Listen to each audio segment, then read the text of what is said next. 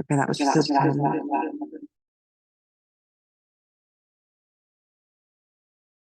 word. Thank you. Just for everybody's purpose. So my name is Teresa Harms. Thank you for joining us today. The Iowa Tobacco Prevention Alliance is happy to host today's program to talk about the state of tobacco in Iowa. You can see the logos and names of our member organizations that are part of the Iowa Tobacco Prevention Alliance, and we've been around for a really long time.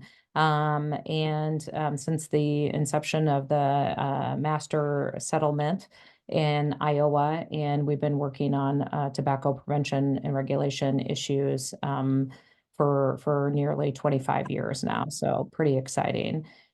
Lindsay, you want to go ahead and move the slide deck? Very good. So I just shared, so the Iowa Tobacco Prevention Alliance made up of public health organizations, and we've been working on reducing tobacco death and disease by advocating for tobacco control policies and to help Iowans from either ever starting, but also helping them quit. So my name is, again, Teresa Harms. I represent Cafe Iowa CAN, one of the member partner organizations of the Iowa Tobacco Prevention Alliance. I am president and CEO of Advocacy Strategies, and we lobby up at the State House. We've been doing tobacco control. I've been doing tobacco control ever since I've started working on issues at the Iowa State Capitol and advocating for those.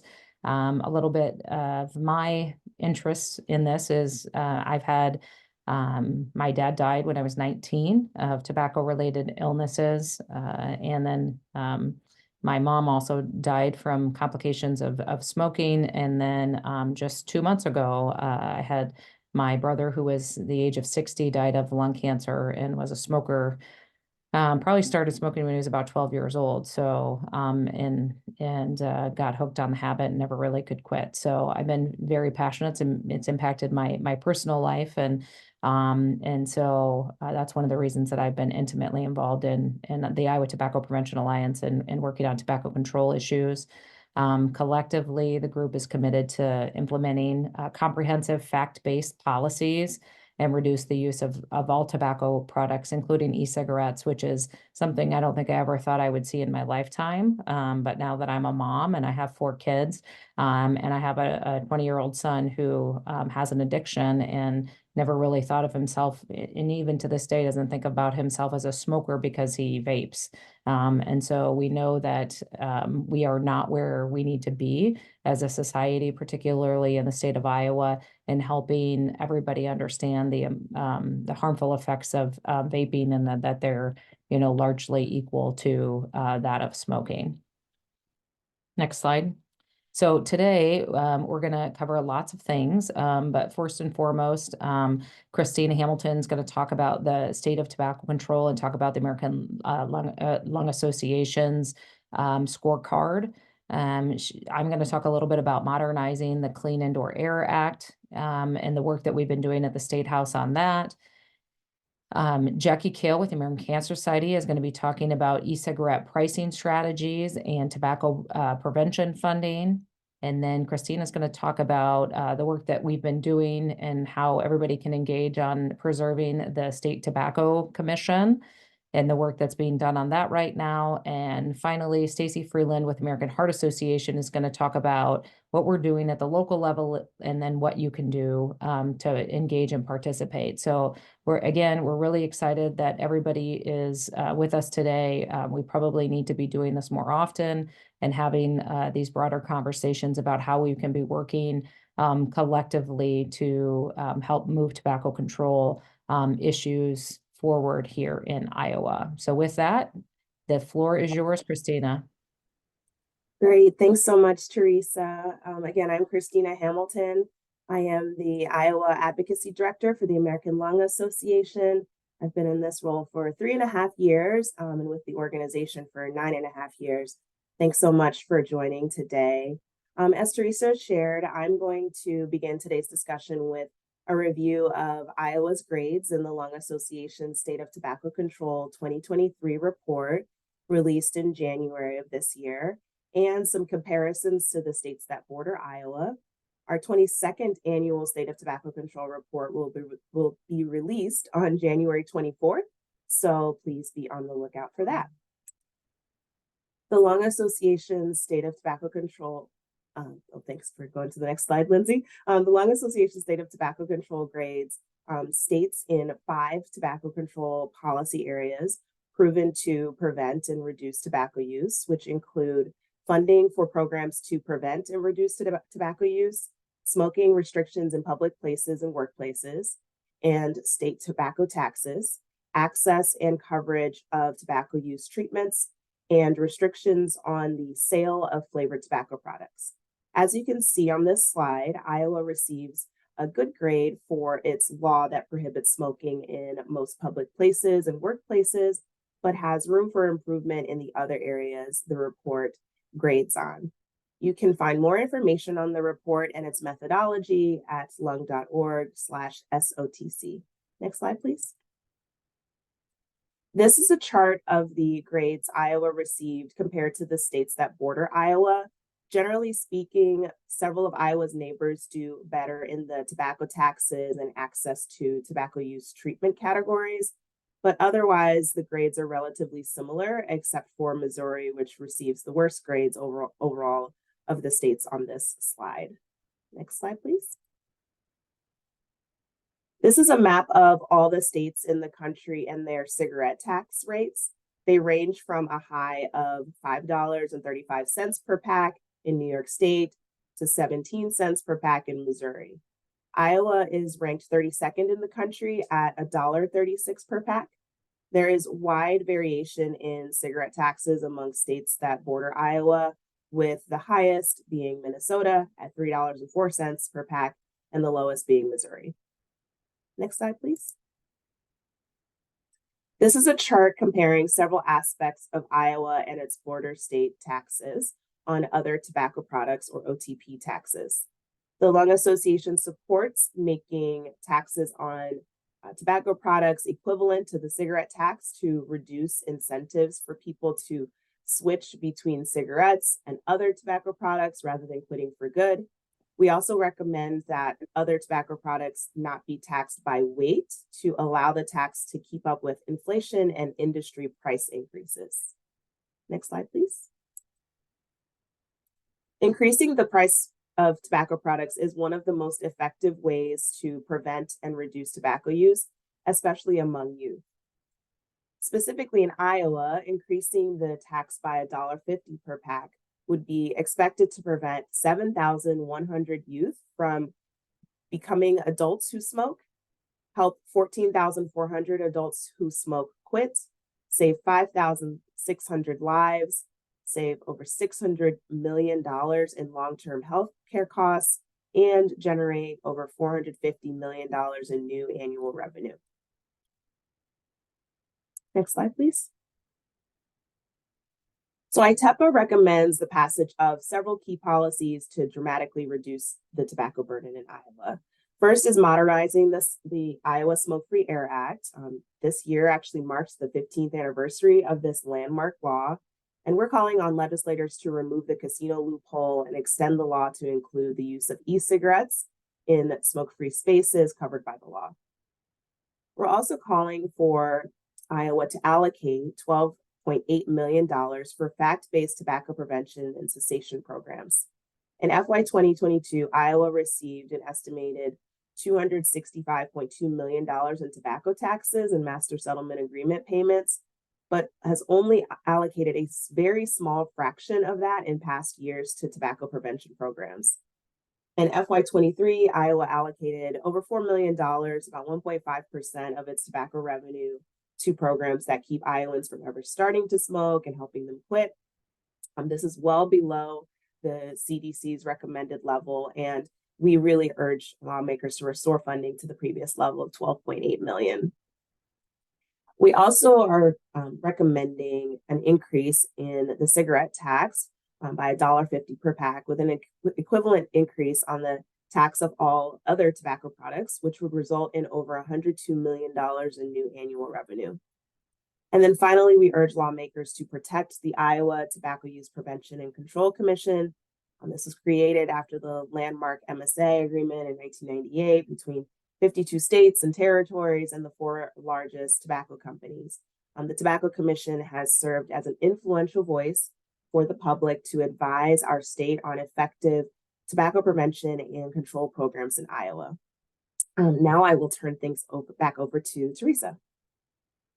Thank you, Christina. And so, for those of you that have been around for a long time, like me, we were here 15, almost 16 years ago when we implemented the Smoke-Free Air Act. And it was a really exciting time, one where, I was one of those people who grew up with going to a restaurant, and the smoking and non-smoking section was, just on the opposite side of the wall. But it was only a half wall, right? So the smoke floated right on over. My kids are very much in the generation that they don't even know that smoking sections existed back in that day. And so I think I might have drew and did not mean to do that on that slide. So my apologies. But anyways, so most Iowans are protected from secondhand smoke at work, except for casino workers. And so it's one of the groups of employees that we continue to hear from across the state of Iowa, where casinos exist, of that workforce that feels like they've been left behind. It's a workforce that continues to be exposed to the dangers of secondhand smoke in these locations. And then largely now, because e-cigarettes, the same restrictions don't apply because we don't define e-cigarettes or vapor products as tobacco products. And so unless somebody has a policy, a local policy, or a business policy that doesn't allow for the use of e-cigarettes in their public place, then they can be utilized. The other thing, if you're familiar with e-cigarettes, is that they're small. You can be very discreet with using a vapor product. We know, and we are hearing, every day from schools and elementary. So my kids, my girls are in elementary school. They talk about how there are boys in their school building that go into the bathroom to vape every day. So it is very much an issue that we are facing in our state. Kids are starting younger than I think we could have ever imagined. Back in the day, it was junior high, maybe, that kids were maybe starting to experiment with smoking. And today with vaping, we're seeing it in our elementary schools. And again, they're very small. They can be very discreet. And so they can largely be utilized in lots of places. So unless we do something to modernize our Smoke-Free Air Act, there is going to be no control or further regulation of where or how these products can be used. The other thing that I just wanted to chat about real quick when it comes to modernizing our Smoke-Free Air Act is that Representative Shannon Lundgren, who is the chair of the Commerce Committee in the House, has expressed some interest in this issue. Not only would she like to close the casino loophole, but also address the vaping in public places. And so the good news is we do have a lot of policymakers who have engaged and are interested in this. But the biggest factor that we're learning is that because we have not done a ton of education on this over the course of really the last 5 to 7 years, is that there is a gap in the knowledge and information about who's utilizing these products, how it's being used locally, what any local policies that either businesses or communities have, and on further restricting vaping. What are the challenges that you're dealing with in local schools, those sorts of things. And so we're often getting questions from policymakers about what's happening in their local area. And unfortunately, we don't have that information largely available. We can tell them what, the state data tells us today. But so if you have an opportunity, and I know Stacy's going to talk about what you can do later, but to educate your policymakers so that they can have a better understanding of the impact that e-cigarettes are having in your local community. And so just taking that opportunity to talk about what those effects and impacts would be really important and very helpful. Just to do some education on what that landscape looks like in your local community. And so Christina talked about the work that we're going to be doing at the State House, which is just continuing to work with lawmakers to introduce legislation to further restrict this. But like I said, the biggest question we're getting from folks is, what does it look like in my community? And is this a real problem? And so it's really hard for us to answer those questions. We can give them, again, that statewide data, but it would be helpful for anybody at the local level to take some time to educate their policymakers to help them just have a better understanding of what that landscape looks like in their local community. So with that, I'm going to hand it over to Jackie with the American Cancer Society. Oh, one last thing before Jackie starts. If you have any questions, you're welcome to post them in the chat. And we'll come back to those at the end of the presentation. Thank you. All right. Lindsay, I think I'm going to have you go a couple more slides to the one more. Yep, right there. All right. Well, thank you, Therese, for that information. As a reminder, my name is Jackie. I am with the American Cancer Society Cancer Action Network. And I get the pleasure of talking to you about two areas where Iowa gets an F on the grade card. One of those is, I'm actually gonna have you go back one slide. Yes, right there. Is the tobacco tax. So Christina talked a lot about where we land compared to other states on our tobacco tax.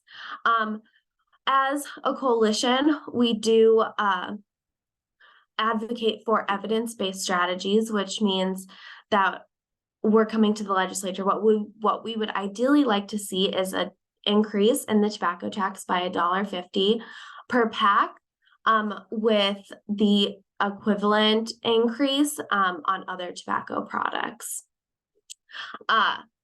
Unfortunately, that's been a little bit of a struggle, asking for the $1.50 increase, but we do know when you increase the price of the product, it will deter people from using that product and also help people deter people from starting and help people quit. So one thing we've talked a lot about is e-cigarette tax parity. So in the current legislation, in the current law, e-cigarettes are not classified as a tobacco product, so they are not subject to this tobacco tax. And what we would like to see work with the legislature on is just changing that definition of a tobacco product to include a comprehensive definition that includes e-cigarettes and alternative nicotine products. We know that the tobacco industry is very savvy, and so they will create products that are exempt from a lot of these pieces of legislation. So if we have a comprehensive definition, the goal is to hopefully any new products that come to market would fall into that definition, then would automatically fall under this tax. We know that the e-cigarette usage among high school students, as Therese mentioned, has increased a lot. So you can see it was 1.5% in 2011, and it's up to 14.1% in 2022, which is a very alarming statistic. So again, ideally, we would like to see an increase in the tax by $1.50 per pack. But this is one of our strategies to just create parity among all of the products. Okay, and then another area where Iowa is unfortunately failing is our tobacco prevention and cessation funding. As Christina mentioned a little bit ago, the state of Iowa allocated 4.02 million towards the tobacco prevention and cessation program in fiscal year 23. I meant Quit Lying Iowa falls under that, and then ISTEP, which is a student run prevention program. Those are just two examples of the programs that Iowa provides. Sorry, one second, just getting to my notes. So the CDC recommends just over 30 million be allocated to tobacco prevention funding programs in the state of Iowa, and this is to combat big tobacco and how much money they are putting into the state through advertising. Well, not advertising, but their targeted messaging. Iowa is estimated to receive 265.2 million in tobacco taxes from the master settlement agreement payments. And we also have a $2 billion surplus. So you can see that we asking for 12.8 million should not be a large ask. And we know that these programs are evidence-based and really do help people quit and prevent people from starting altogether. Before I pass it off, I do want to mention that I've had a lot of legislators come to me recently talking about the Iowa Cancer Report. So if you're unaware of that report, Iowa has the second leading highest cancer rates in the United States, and also is the only state with rising cancer incidence rates. So we're obviously very concerned, and I've had a lot of legislators come to me and ask what we can do. This is something that we can do immediately, expanding the funding towards evidence-based programs like tobacco prevention. So that is all I have on my 2 slides. I believe I am passing it off to Christina to talk about our last priority.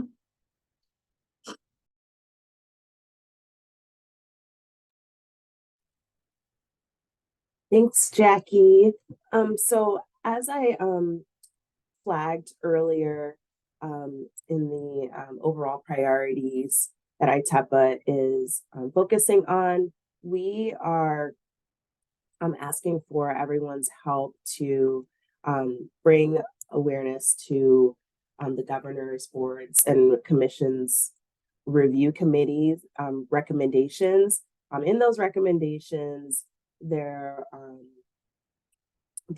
considering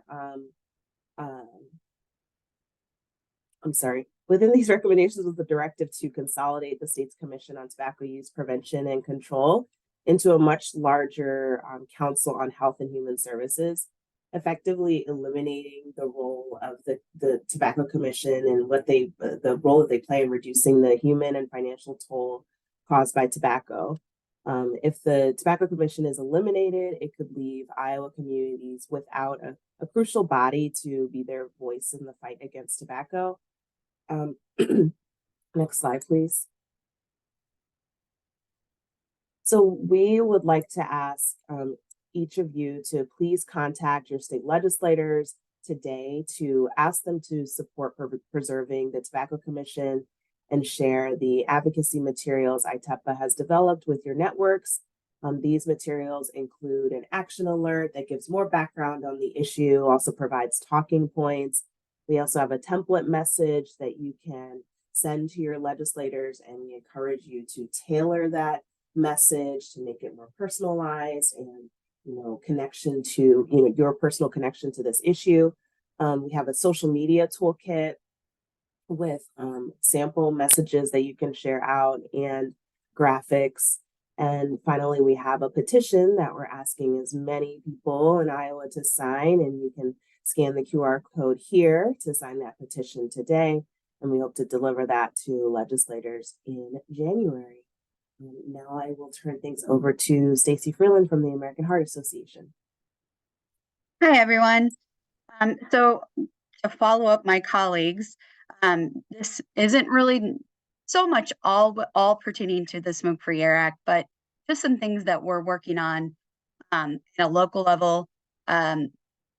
We have introduced legislation in the past, as Tree said, on the Smoke-Free Air Act and closing the loophole with casinos and including e-cigarettes. But after many discussions over the summer, and with having some communities express interest in this area of revisiting smoke-free ordinances, we have been working with local communities on trying to do that work. And we've gone to the League of Cities conference and many other opportunities to talk with localities about that option.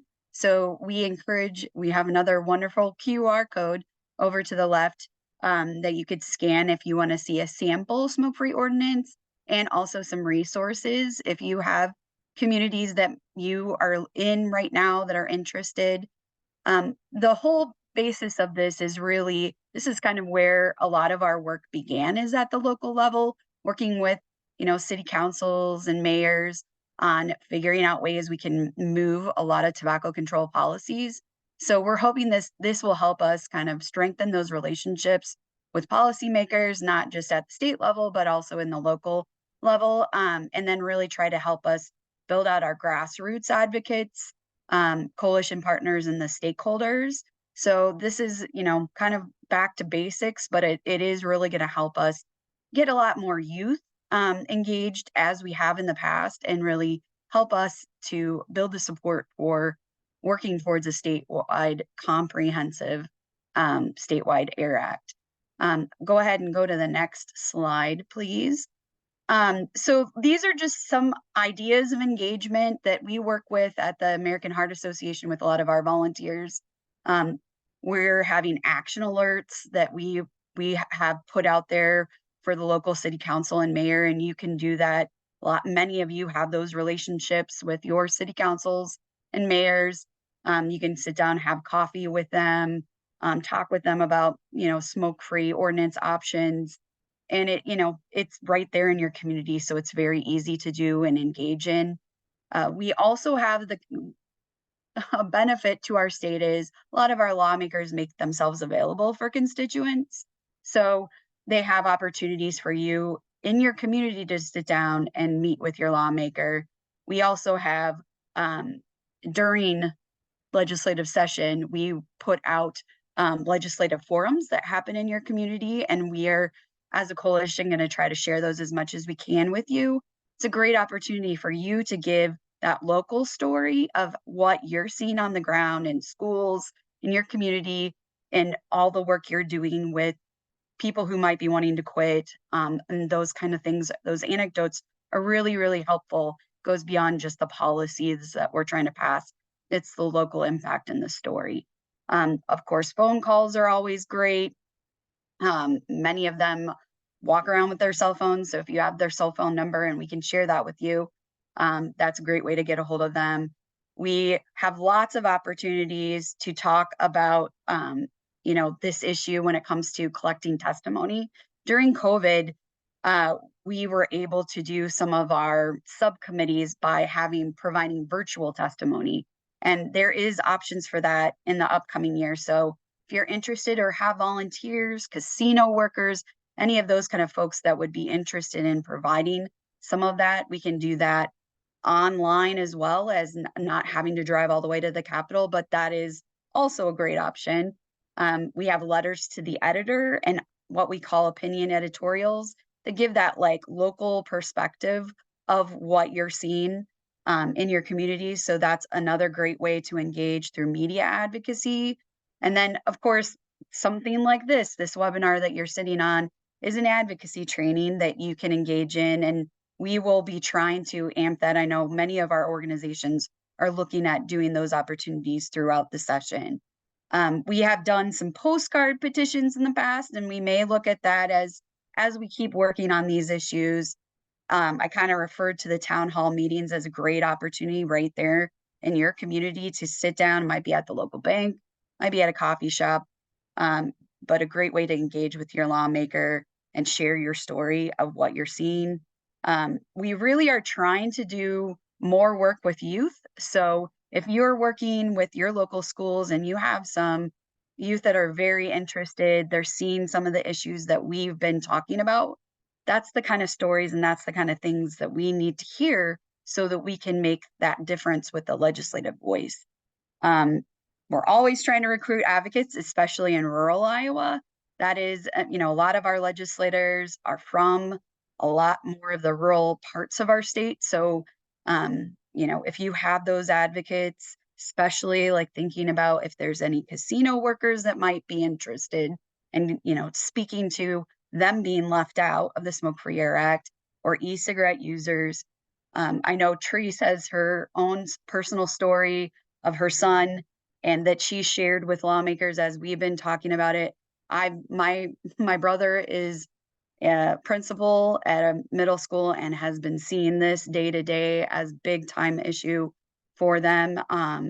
So having that kind of story to lend to these issues is really, really important. And stay in touch with us. We really want to have that discussion amongst all of you who are on the ground and really working with a lot of the people we're trying to impact through these policies.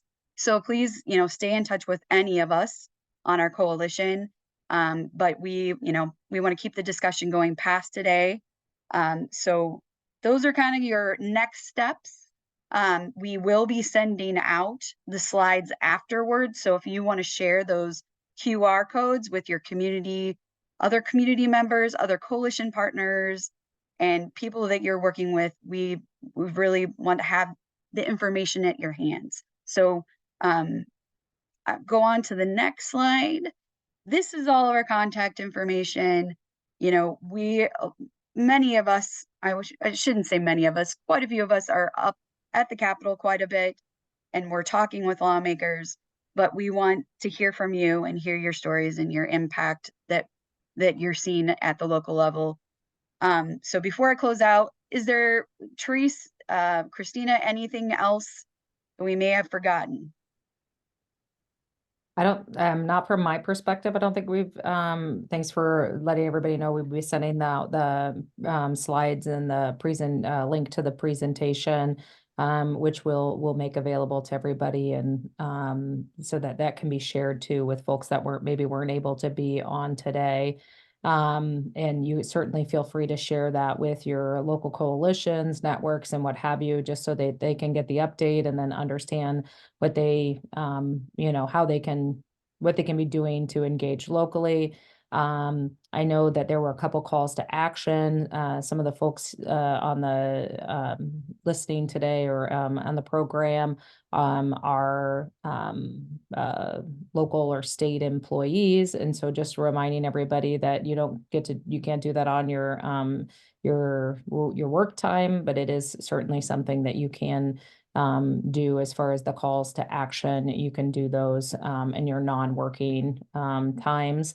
But certainly, and I do see that Tabitha and Geraldine are on as well. And so if they want to chime in on any of that, I'd certainly welcome them to do that. But you are, and I believe you can educate and provide information to lawmakers and local city council and others on the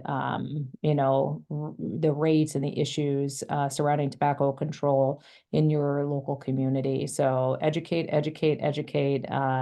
That is, I see that just popped up, and it's really important because we've really lost some ground with policymakers. We had a couple of years ago, we had a huge turnover at the state house where we had a third of the lawmakers with redistricting that were new and that really hadn't addressed tobacco control. It had never been a part. They didn't, they weren't part of passing the smoke-free air law. They weren't part of the last tobacco tax increase that happened in 2007.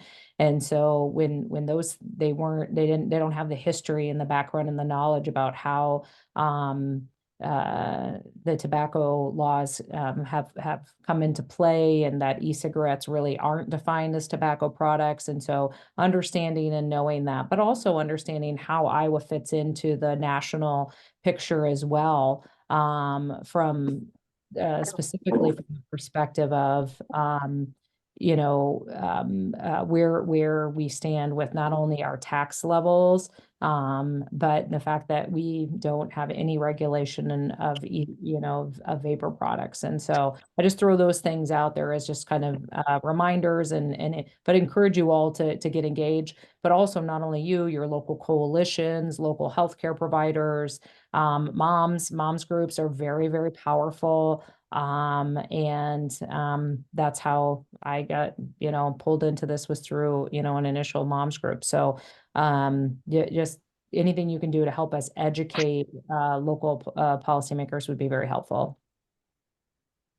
Reese, I was also going to say there was a comment / question and I responded in the chat, but it was referring to Jackie's presentation on the amount of spending for tobacco.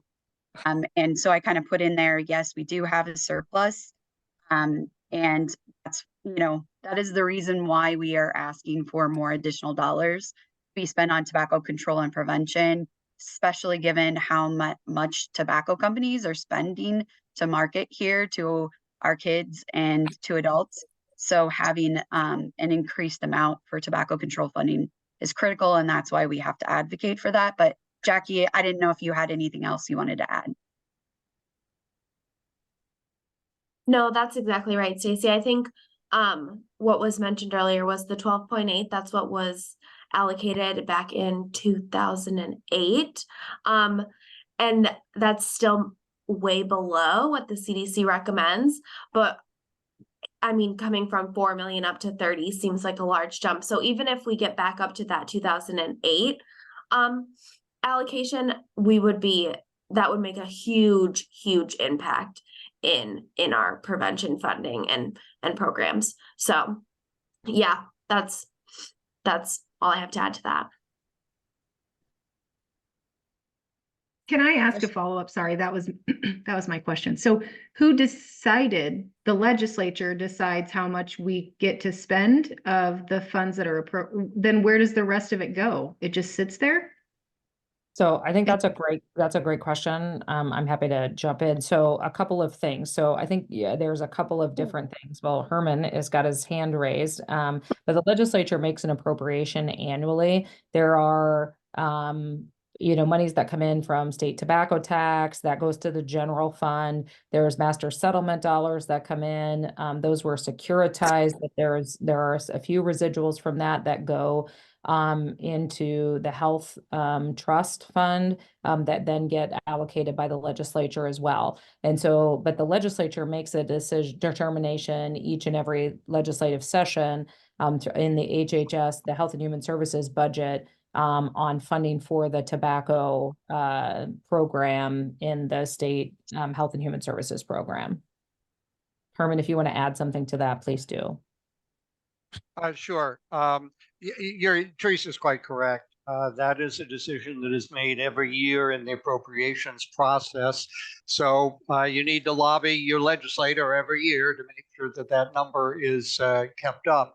A couple other things along the way related. The last time we increased the tobacco tax was 2007, 16 years ago. We've had a decent amount of inflation since then. We'd have to have a tobacco tax of $2 a pack right now just to maintain the same purchasing power. In other words, if we had simply kept up with inflation, we'd already be at $2 a pack. If you're asking for, $1.50 up to $2.86, well, about 47% of that is just making up for inflation. So that's one thing we need to do. I also wanted to encourage people to work on local ordinances to deal with vaping. It's a local ordinance or two that got us going on the way to the Smoke-Free Air Act. We did one in Ames, which Teresa told me was not perfect, but it still worked pretty darn well. We were able to demonstrate because the local restaurants really were very enthusiastic about it. They wanted to do away with smoking. They just didn't want to take the blame. So when they could blame the city council, that was just fine with them. The other thing to mention is the Tobacco Commission. I've served on the Tobacco Commission almost since the beginning of my Senate term, which was 21 years ago. And I can tell you the amount of expertise that we have had, the quality of the people we've had serving on that commission has just been amazing. We've had medical doctors, we've had public health experts from the University of Iowa. We've had a pharmacist or two, one of whom actually later became a state senator. We've had frontline personnel who are dealing with addiction recovery. The youth component, just amazingly mature and articulate youth involved in this and getting them involved in their local activities, their local chapters. We have all of that wealth of expertise in all of those different areas, and it costs the state, what, only a little more than car fare. All right. To lose that expertise would be just, it would be darn near criminal. So please do what you can to persuade your local legislators to help us keep the hold of keep the Tobacco Commission in existence. Okay, that's me. That's it. Thank you, Senator. I see a couple comments in the chat. So 2007 was a lifetime ago. So thank you, Victoria, for pointing that out. I agree. I've got more wrinkles and more gray hair. Rachel Schramm asked, are the tobacco settlement dollars coming into Iowa going towards tobacco use prevention and control efforts? Those go into the healthcare trust fund. And so those get appropriated or allocated into through the Health and Human Services budget every year. So they aren't earmarked for specifically for that, but it goes to that larger Health and Human Services budget, if that makes sense.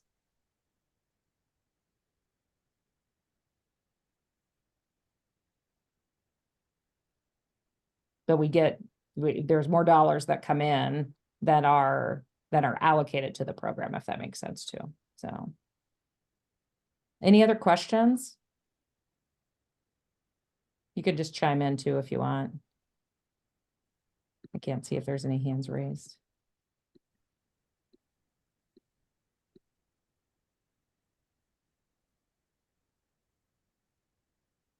Sherilyn or Tabitha, anything on your end that you guys wanna, you don't have to say anything. I just wanted to give you the opportunity if you did.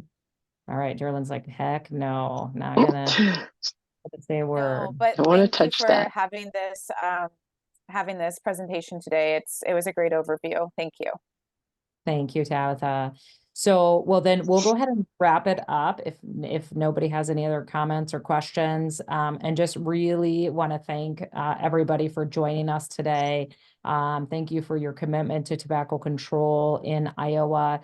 It is truly God's work, and it is a thankless job, but it's one I know that we all are very passionate about for our own reasons. You know, we know that we can make a true difference if we can help somebody quit, or really to help, you know, keep our youth from starting. I never thought I was going to be the mom that had a kid who vaped, never in a million years. And so one of the reasons that my mentor in this space, Dr. Eileen Fisher, who I think is on the call still, had a child who smoked, and that was her purpose and mission for getting involved in this fight. And I'll tell you that wasn't my original, but it has become my mission and passion now. And you know, I just ask each and every one of you to take that mission and passion that you have for this and help educate your local elected officials about why this is so important and the impact that it's having really on Iowa's healthcare and the costs associated with that. It's hurting our kids. Our future generation are going to have long-term health impacts you know, if they don't start recognizing that vaping is equivalent to smoking. It's just all of these vape companies are owned by the tobacco industry. It's their way of skirting the laws. I think Jackie maybe said that earlier. It's their way of skirting the laws today. So I just want to thank everybody. I do see a couple hands up. I want to make sure that I had give them the opportunity. Mickey Sandquist. Mickey, did you have any comments you wanted to make? Hey, can you hear me? Yes. Mhm. Okay, this isn't Mickey. Mickey sent me the link. This is Lori mine. Hey, Lori. Hey, I'm gonna throw out an issue that I didn't realize people weren't aware of that aren't in healthcare. So and this is an issue when we come to tobacco treatment as healthcare professionals. I just want people to be aware that when we, as healthcare professionals, bill for an office visit, we bill at these weird codes. And if you've never been involved in that, they're atrocious. They're nightmares to deal with. You have to show specific stuff within what you did in that visit to get paid, basically. When we treat tobacco addiction, we are allowed to bill for a code that is not an office visit. And I want people to be aware that because of that, we're paid a fraction of what an office visit would be if we billed for, let's say, hypertension or cholesterol or obesity. And because of that, it impairs providers from treating tobacco addiction, because we have to make money to, stay functional and, be able to see patients and pay our bills and all that within these systems. But I was not aware that people weren't aware that we do not get paid if a patient comes in to see me and says, I'm here for tobacco treatment. If I bill for tobacco treatment, I get paid a fraction by the insurance companies of what I would get if they walked in and said, I'm short of breath. And so I think we need to hold the insurance companies and the people who let them get away with this, their feet need to be held to the fire. Because if you came in to see me for alcohol addiction or drug addiction, I do believe it's a completely different situation.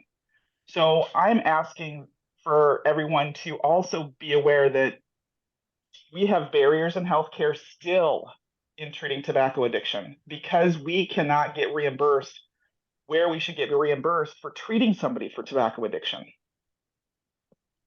So I'm asking for help in this situation. So when you're talking to those legislators, you're talking to people in the insurance companies, they need to be have their feet held to the fire to say, you've got to start paying us so that we can do the work to help these people quit. So we can talk to an 18-year-old who's vaping and say, I want to help you quit.